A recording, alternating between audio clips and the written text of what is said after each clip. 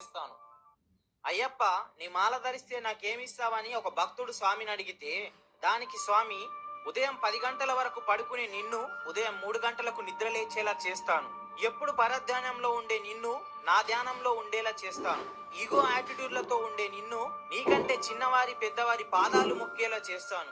రోజు ముక్కలేనిదే ముద్ద దిగన నిన్ను సాత్విక భోజనం చేసేలా చేస్తాను. విడిచిన బట్టలను ఎక్కడ పడితే అక్కడ వేసే నిన్ను నీతోనే నీ బట్టలు ఉతికిస్తాను. బయటకు వెళ్తే షూ చెప్పులు వేసుకునే నిన్ను చెప్పులు లేకుండా వట్టి కాళ్ళతో నడిచేలా చేస్తాను. ఆరోగ్యానికి హాని చేసే చెడు వ్యాసనలతో ఉండే నిన్ను ఏ చెడు వ్యాసనల మీద ధ్యాస లేకుండా చేస్తాను. అసలు ప్రశాంతత అంటే నా నామస్మరణ ఉంటుందని తెలిసేలా చేస్తాను. అయ్యప్ప, నీ మాల ధరిస్తే నాకేమిస్తావని ఒక భక్తుడు స్వామిని అడిగితే, దానికి స్వామి, ఉదయం 10 గంటల వరకు పడుకునే నిన్ను ఉదయం 3 గంటలకు నిద్ర లేచేలా చేస్తాను.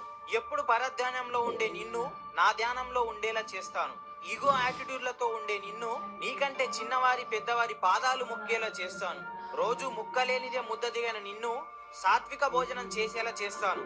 విడిచిన బట్టలను ఎక్కడ పడితే అక్కడ వేసే నిన్ను నీతోనే నీ బట్టలు ఉతికిస్తాను.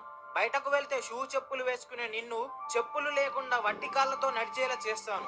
ఆరోగ్యానికి హాని చేసే చెడు వ్యాసనలతో ఉండే నిన్ను ఏ చెడు వ్యాసనల మీద ధ్యాస లేకుండా చేస్తాను. అసలు ప్రశాంతత అంటే నా నామస్మరణ ఉంటుందని తెలిసేలా చేస్తాను.